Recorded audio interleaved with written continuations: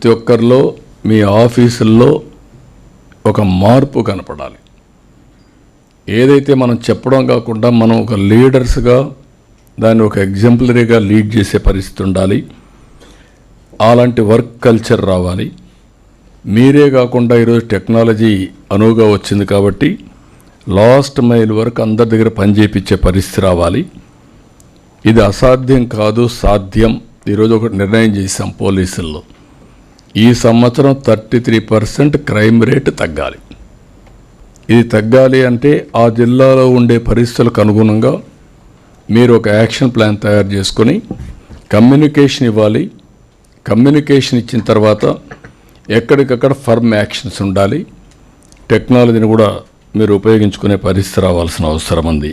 ఈరోజు నేను కింద నుండి వాళ్ళని మెంటర్ చేయగలిగితే మోర్ రిసోర్స్ఫుల్ అనే ఉద్దేశంతో 1-to-1 మాట్లాడమే కాకుండా I'm spending some time with them. ఎమ్మెల్యేస్తో కూడా నేను ఎక్కువ మాట్లాడేవాడిని కాదు. ఒకప్పుడు గ్రూపుల్లో మాట్లాడేవాళ్ళం, ఇప్పుడు 1-to-1 మాట్లాడుతున్నాం.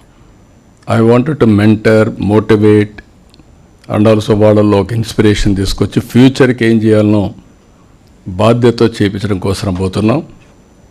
Technology is a game changer. We're in inspiring time. Again and again I'm telling you.